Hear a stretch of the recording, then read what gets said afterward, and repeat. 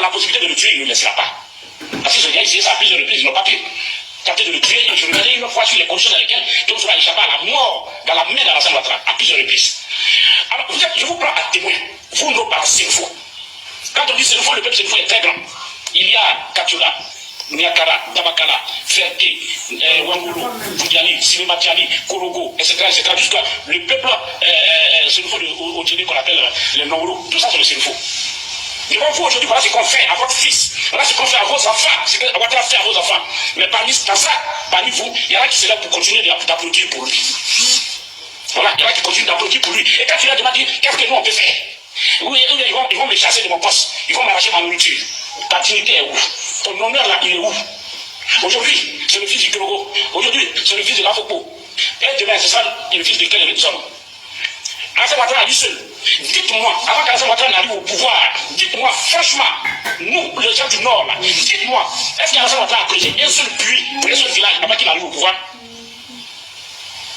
Comparativement à Guillaume Soro qui n'est pas encore président, chacun de vous n'a qu'à voir dans son village, au plan national même d'ailleurs, ça c'est tous les Ivoiriens. Voyez ce que Guillaume Soro a fait chez vous, avant même qu'il ne dise je suis candidat là, voyez ce qu'il a fait chez vous. Et comparez ça à ce qu'Alassane Ouattara a fait pour vous, qu'il aurait pu faire, le multimilliardaire qui se disait, qu'il aurait pu faire avant même de prétendre être candidat à Côte d'Ivoire.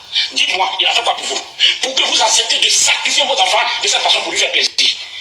Ça fait 10 ans qu'il est au pouvoir. Ça fait 10 ans, c'est facile de dire oui, Alassane a travaillé, il a travaillé. Ça, c'est l'argent de la caisse de l'État. Dites-moi s'il a fait la peinture même d'une seule mosquée pour vous, avant même d'être candidat. Il ne l'a jamais fait. Dites-moi s'il a creusé un seul puits avec le code là, pour que vous buvez. Il ne l'a jamais fait. Je vous demande donc de vous réveiller. Réveillez-vous. J'ai été fier de vous, mes parents, s'il faut. Quand j'ai vu la dernière tournée d'Alassane Ouattara à Ferté, ils ont forcé les élèves. C'est les élèves avec les kakis là. Comme au temps colonial là, c'est eux qui sont sortis pour l'accueillir. Ça a été la même chose. Un accueil morose à Korogo. Ça n'a pas suffi, il allait à Boundjali. J'ai compté les gens qui étaient arrêtés sur la route, même pas 200 personnes. Après ça, il a mis le cap sur au Djéné, qui est la terre de ses parents maternels. Les Odjénékas l'ont boudé. Après ceux qui ont eu peur de perdre leur poste, qui sont venus s'attrouper là, les Odjénékas qui devaient sortir comme un NSM l'abeille, ils sont restés chez eux. Voilà l'humiliation qu'il a subie pendant sa dernière tournée au Nord. Ça, c'est une bonne leçon. Continuez donc. On me dit que vous avez retiré vos cartes d'électeurs. Bon, si vous êtes prêts à nous faire sacrifier, à nous tuer, de faire plaisir à quelqu'un qui, dès que le premier bruit sort, il prend l'avion et il est parti. Il est au pouvoir, mais vous ne le voyez pas. C'est pas quand il sera hors du pouvoir que vous allez le voir. Invitez-le dès maintenant à la sagesse. Dites au président Alassane Ouattara que quand on est président, on doit réunir 3 qualités.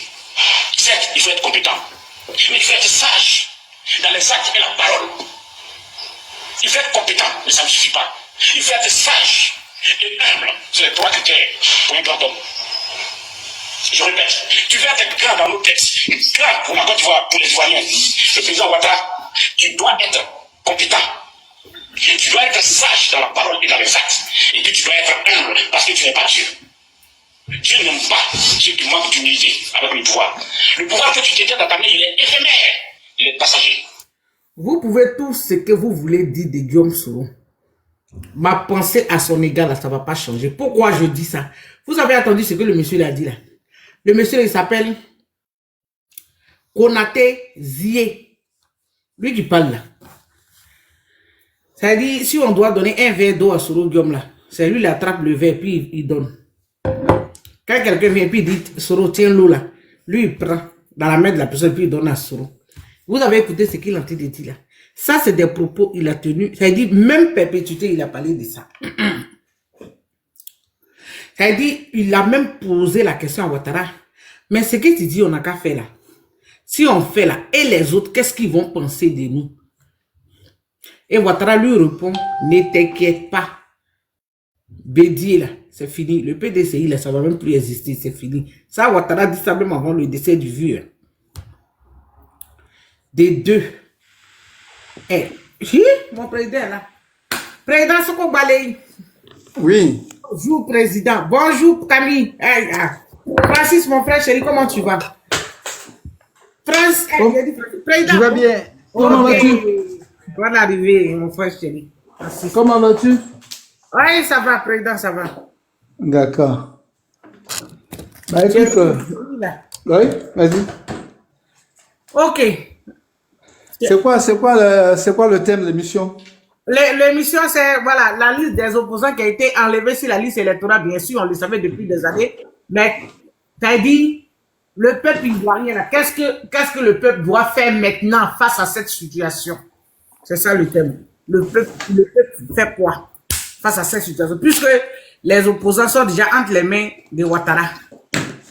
Je peux prendre la parole directement? Vas-y, président. C'est M. Soko Balayi, le président du PDR. Voilà. Merci à tous les panélistes. Ce que j'ai toujours proposé, je continue de le proposer.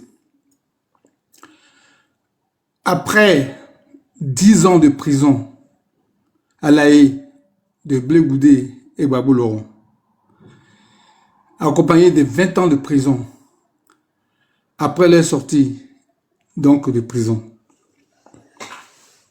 je vais arriver certainement à d'autres personnes, à d'autres situations que je ne maîtrise pas. Je maîtrise seulement ces deux situations. Pour ces deux cas, il faut que les partis d'opposition qui concernent ces deux personnes et au-delà, et le peuple se constituent en collectif pour poser une plainte au pouvoir d'État.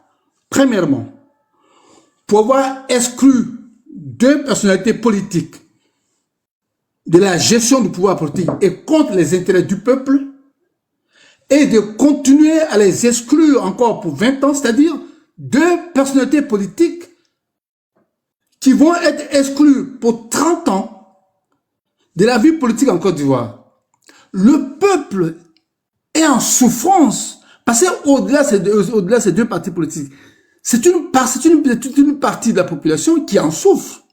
Et pour cela, moi, personnellement, je le dis, je n'étais pas à La Haye, et je suis donc je n'étais pas à La Haye, mais si moi, j'étais à la place de ces deux personnes-là, j'aurais posé plainte contre le pouvoir d'État pour avoir été mis gratuitement en prison à La Haye, et pour reprendre la prison gratuitement pour 20 ans. C'est-à-dire, nous voyons la haine. C'est-à-dire, nous voyons l'exclusion. L'exclusion qui n'a pas... Nous voyons donc les inégalités, les injustices et les souffrances qui frappent deux personnalités politiques juste parce qu'on ne veut pas les voir en politique en Côte d'Ivoire. Mais là où le bas blesse, c'est que les causes pour lesquelles le président de la République, Alassane Ouattara, ne veut pas voir, par exemple, Laurent Gbagbo, sont les mêmes causes qui le frappaient hier. Hier, parce qu'il n'avait même pas de pièce d'identité. Ce qui frappait Alassane hier, c'était pire. C'est-à-dire qu'il n'avait même pas de pièce d'identité ivoirienne. Malgré ça, Dakar 1, Dakar 2, de Bénin 1, de Bénin 2, je ne sais, de Ghana 1, de Ghana 2, de Burkina 1, de Burkina 2, jusqu'à Pretoria, on a fait d'Alassane Ouattara un candidat et Laurent Gbagbo a fait d'Alassane Ouattara un candidat en puisant dans la Constitution. L'élément central de la loi de la Constitution existe encore. Mais Gbagbo Laurent le sort d'un trou. Et Alassane Ouattara prend Gbagbo Laurent par derrière et le plonge dans le même trou. Honnêtement, je ne sais pas dans quel genre de société que nous sommes en Côte d'Ivoire. Je ne comprends rien. Oui. Une motion, allô? Allez-y. Je peux faire une motion?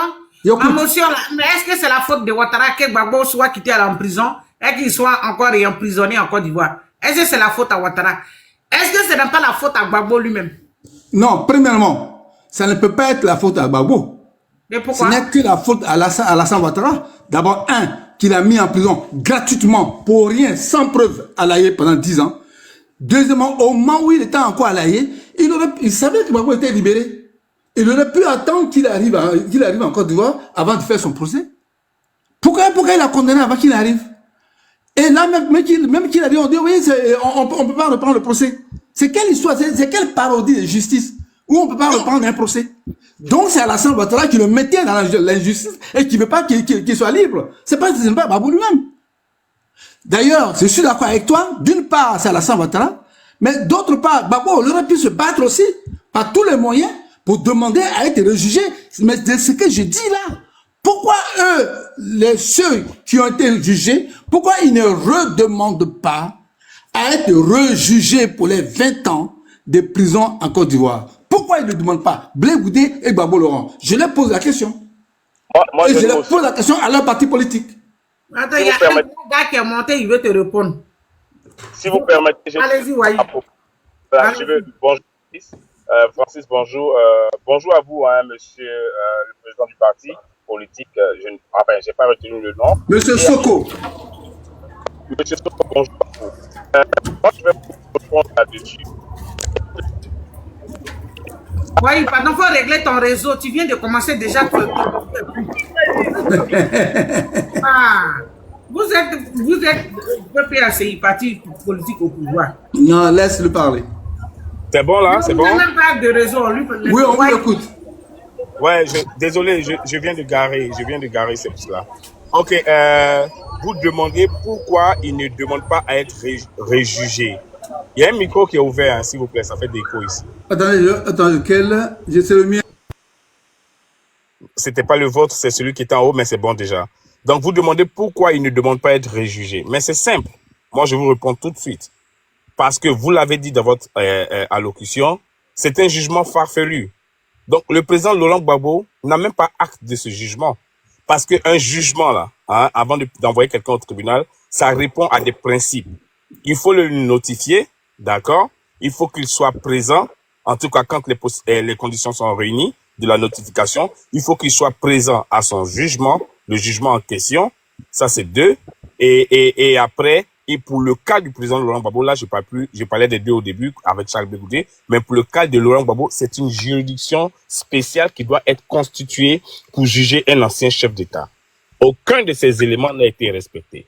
Donc, Laurent Gbagbo, lui, a conscience qu'il n'a jamais été jugé en Côte d'Ivoire. Et il le dit clairement, hein, quand il fait se tourner les cococos, il dit, mais c'est quel prisonnier qui est condamné, mais qui se promène tous les jours dans la rue. Ça, il le dit avec ironie. Là, M. Soko n'est pas en train de parler d'ironie. Là, il le dit avec ironie. Soko est en train de dire que tu as envoyé en prison 10 ans. Quand tu viens, quelle démarche tu entreprends? Mais pourquoi? Aucune démarche parce qu'il n'est pas en prison. C'est ce que je te dis. Et maintenant qu'il est en résidence surveillée. Oh non, mais Clarisse, ça, tu rentres dans autre chose. Le monsieur a posé une question. Monsieur Soko, est-ce que vous pensez que Laurent Gbagbo est en résidence surveillée? Quel est le problème? Est-ce que vous pensez que monsieur Laurent Gbagbo est en résidence surveillée? Mais Laurent Gbagbo, par rapport à la justice, parce qu'il est condamné, on peut le penser. La question, est-ce qu'il est en résidence surveillée? Non, il n'est pas en résidence surveillée. Merci, voilà. Donc, je répondais à votre question. Clarisse m'a envoyé ailleurs. Je ne veux pas aller là où elle est en train de m'envoyer. Il n'est pas en résidence surveillée. Il vient de Belgique, là. Il se promène où il veut. Hein. Il n'est pas en résidence surveillée. Très bien, merci. C'est pour cela, je pense qu'il peut se promener jusqu'au fauteuil présidentiel. Hein. Il peut se promener jusqu'en-dessous le fauteuil présidentiel. Je suis d'accord.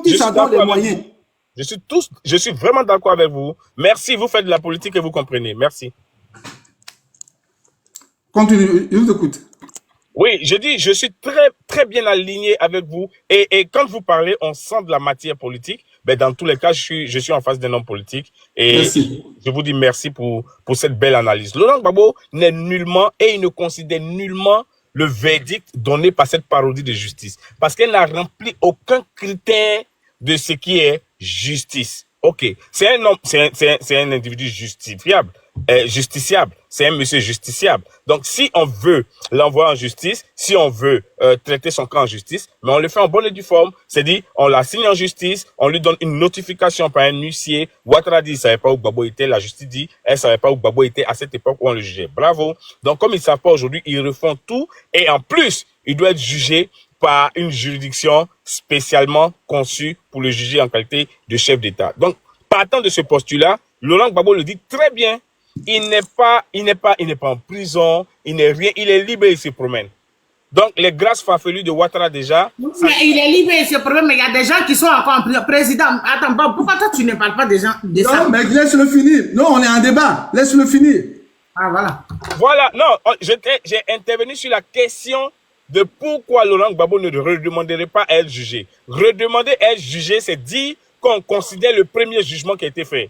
Pourtant, on ne considère même pas. Pour nous, il n'y a même pas eu de jugement. Pour Ouattara, peut-être il y en a eu. Mais pour nous, il n'y en a même pas eu. Donc, on ne demande même pas, on ne fait même pas cas. D'ailleurs, on s'en moque. On rigole de ça. Est-ce que Vous je voulez peux dire ça, mais il y a et les autres qui sont en prison. Vous dites quoi de Bon, vous parlez de Ouattara, d'accord, mais et ceux qui sont en prison, vous dites quoi de ça? bon, ça, Il y a des c'est gens là-bas, là. c'est une nouvelle question. Ça, c'est une Non, nouvelle pas, question. même Ok? pas toi, mais Gbagbo, lui, il dit quoi Non, de ça? mais moi, je peux répondre. Je peux répondre. Ça, c'est une nouvelle question. Si tu me demandes, je réponds. Faut répondre. OK. Le président Walid, Laurent tu dis Gbagbo. n'importe quoi. Hein. Vous allez te faire descendre, hein? C'est qui même qui a ouvert son micro là? Ah, Toi, tu non, as non, descendu. Quelle est la juridiction, quel est l'article qui juge Laurent Gbagbo? Walid. Faut fermer ton micro, ça, il va te faire descendre, hein? Tu vois que ici là, on élève les moutons ici. Même si au PP à Dubaï, il y a des moutons aussi comme vous. OK. Donc, je continue pour répondre à ta question. Pour savoir ceux qui sont en prison, quand le président Laurent Gbagbo est sorti, si l'on ne veut pas suivre ses déclarations, mais ne les suit pas, tant mieux. Mais pour nous qui sommes là et qui les suivons, jamais un camarade, jamais de la vie.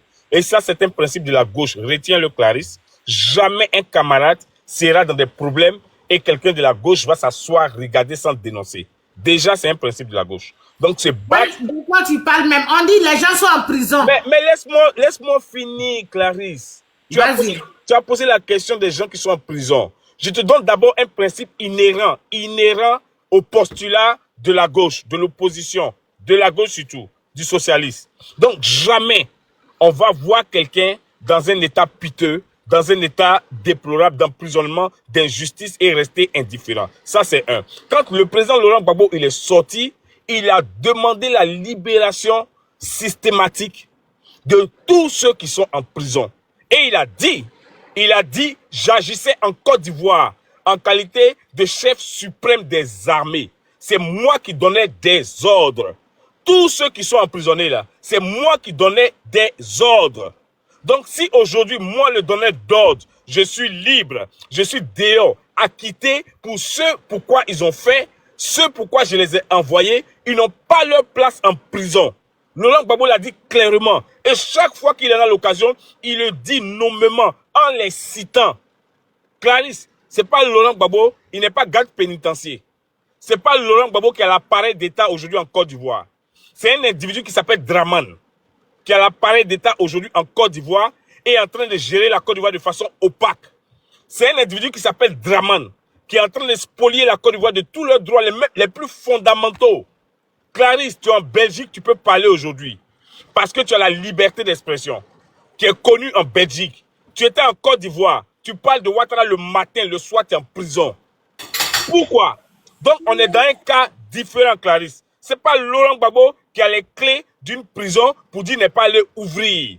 Si c'est pour le fait qu'il s'exprime, il a toujours dit « Je suis le seul responsable et premier responsable en qualité de chef suprême des armées. Je suis dehors. » Ils doivent être dehors. Ça, Laurent Gbagbo l'a dit. Mais c'est pas lui qui ouvre les portes. D'ailleurs, je te dis même, il ne reconnaît même pas le jugement qui lui a été fait. Ce jugement biaisé et farfelu que Ouattara estime pour lui. Donc, celui qui met et qui met dans les géoles les gens en Côte d'Ivoire, là, il s'appelle Alassane Ouattara. C'est celui-là qui juge de façon arbitraire Charles Blé Goudé, Gbagbo Laurent. C'est celui-là, pour la première fois de notre histoire en Côte d'Ivoire, on a connu la perpétuité. Il a mis quelqu'un à perpétuité, est condamné à vie en fait. À vie, quelqu'un qui a pris les armes pour l'envoyer au pouvoir. Soro Guillaume. Et il est en exil, contraint à l'exil. Ça, c'est Ouattara. Quand Laurent Gbagbo il était là, mais le président du parti qui est avec nous ici l'a dit qu'il a fait des concessions au nom de la paix et de l'équilibre de la Côte d'Ivoire. Donc, Clarisse, pour ta question, ceux qui sont emprisonnés là, hein, c'est pas Laurent Gbagbo qui les met là-bas, hein, mais Laurent Gbagbo est soucieux du combat qu'ils ont fait. Et il dit, j'emporte la responsabilité parce qu'ils se sont battus pour quelqu'un. Ils se sont battus d'abord pour leur pays, mais il y a quelqu'un qui était au règne, aux commandes de ce pays-là quand il se battait. Il s'appelle Laurent Gbagbo. Il a dit, je suis le seul responsable en ma qualité de chef suprême des armées. Ils n'ont pas leur place en prison. Clarisse, qu'est-ce que tu en penses de cette déclaration? Qui a fait la déclaration? La déclaration, je ne la trouve pas ferme parce qu'elle a été faite avec ironie. Donc, ça Mais qu'est-ce qu'il devait faire? Il devait aller casser les prisons pour les sortir? Je peux prendre la parole? Non, attends, il va finir d'abord, président. Non, non, j'ai fini sur le point parce que je répondais à ta question, Clarisse. Sauf, c'est le président qui parlait. Si vous voulez que je continue, moi je continue, hein. Mais je répondais à la question en fait. Après, il va prendre, il va chuter, il va parler. Ok. Mais moi, je dis, cette décision ne me fait ni chaud ni froid parce que ça a été dit avec ironie. Mais Voilà. Clarisse,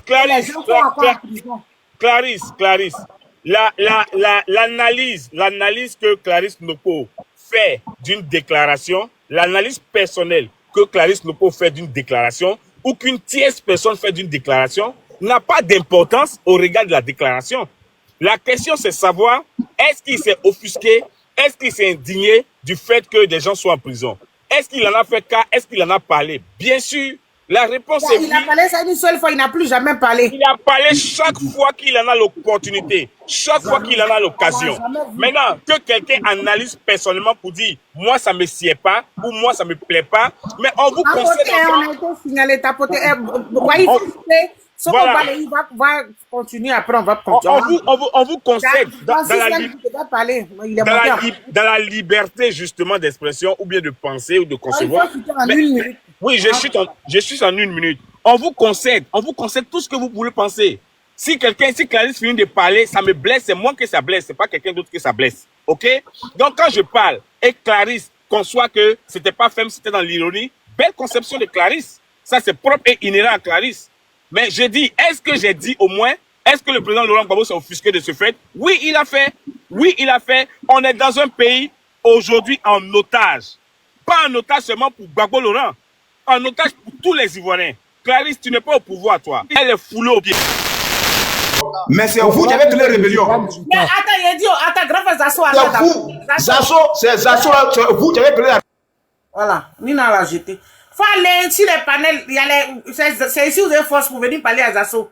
Mais ceux qui ont créé des rébellions là, ils ont les panels. Allez-y là, parce que vous êtes des hommes, bande de plaisantins. C'est sous Gbagbo que la rébellion a été créée. Dans ça, Gbagbo, vous allez dire ça. Moi, la rébellion là, c'est sous Gbagbo, ça a été créé. Vous avez la grande gueule pour parler. Non, comme je suis gentil là. Zasso va monter sur le panel de Sissi ou bien sur Côte d'Ivoire. Si tu es un homme là, va sur le panel de Sissi. La rébellion là, c'est Soro qui était à la tête, Soro le fils spirituel de Gbagbo. Soro dormait à maman, est-ce que moi je dormais à maman? Soro c'était le fils spirituel de Gbagbo. C'est lui qui a présenté Blé Goudé Charles à Gbagbo Laurent. Voilà. Donc si Soro est à la tête d'une rébellion, allez-y demander à Gbagbo. Dakouri Table, c'était un cadre FPI. Il s'est trouvé dans la rébellion aussi. Abel Dioré, qui est aujourd'hui à Ouagayo. Et tous étaient dans la rébellion. Il était directeur financier des Forces Nouvelles. Voilà, la plupart c'était les cadres du FPI. Donc allez-y demander aux gens du FPI, laissez-nous tranquilles. Ceux qui étaient dans la rébellion, les dinosaures, c'était les gens du FPI aussi. Donc allez-y, réglez ça entre vous là-bas et puis laissez les autres tranquilles. Voilà. Moi, j'étais dans ce pays quand vous êtes allé aux élections avec Guy Robert ici. On vous a dit, Guy Robert a fait coup d'État, quitté dans son gouvernement, laissez-le seul. Vous avez dit non, pour ne pas que le pays se casse. Vous allez l'aider. Vous l'avez aidé la suite, vous l'avez fait tomber. Voilà. C'est vous qui avez fait tomber Guy avec l'aide des Français. Les socialistes français avaient le Parlement en France et l'Assemblée et la primature.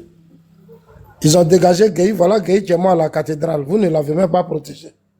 Bon, quand il y a eu cette rébellion, Afingé Seta Yamsokro avait l'idée, dit non, Gueye partait à la télévision faire un coup d'État. Le pauvre Gueye, il est mort. Laissez Zasso. Moi, Zasso ne me provoquez pas. À chaque fois, je vous dis ça. Voilà. C'est vous qui ne connaissez pas l'histoire de votre pays. Des crises. C'est vous qui êtes malhonnête. Moi, je suis très sincère. Pour la mémoire de tous ces Ivoiriens qui sont morts. Ce sont nos frères qui sont tombés pour des bêtises, pour des aventuriers politiques. Bon, moi, j'ai écouté mon frère Francis. Francis, paye-toi le billet, ce que tu dis là, tu as venu faire.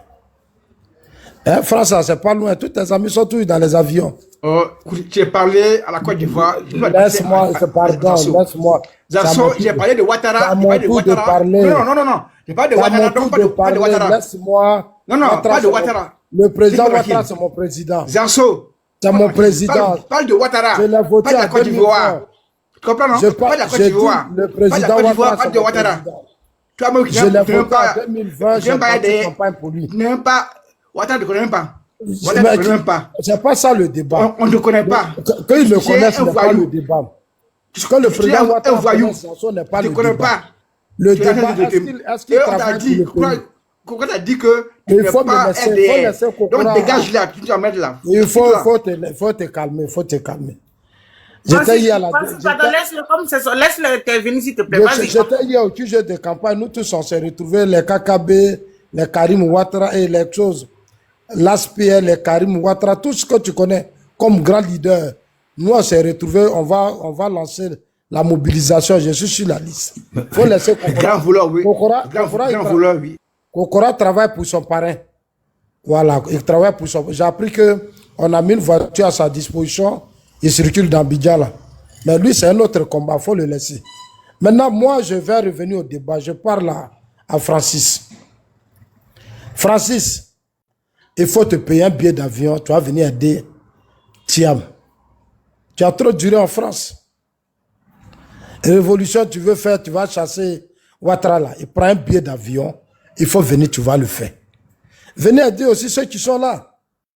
Ne restez pas à Paris dans vos maisons et puis toujours en train de dire Ouattara va partir, on va faire ça, on va faire ça. Quelle est votre participation? Soyez quand même sérieux. C'est quoi votre participation? Prenez vos billets, venez remplacer. Gbagbo là, il est vieux, il est fatigué. Il est fatigué, c'est pas Gbagbo qui va lancer des mots d'ordre. Pendant que toi, tu es assis en France, en train de boire tes coups. Gbagbo, il est fatigué. Combien d'années de lutte tu l'as mené S'il sur te le plaît, parle, s'il te plaît. C'est à toi que je parle. Laisse-moi tranquille, parle à Ouattara C'est à Draman. toi que je parle. Parle à Ouattara, parle à Ferme Gbagbo, là, laisse-moi parle à te Thiam, c'est pas à moi. Il faut que... Je te poste. Prends beaucoup de paroles, s'il te plaît. Laisse-le parler. Vas-y, enfant. Après ça, tu as parlé. Voilà. Tu dis de parler à Ouattara, de parler à Thiam. Le président Ouattara, c'est ton ami.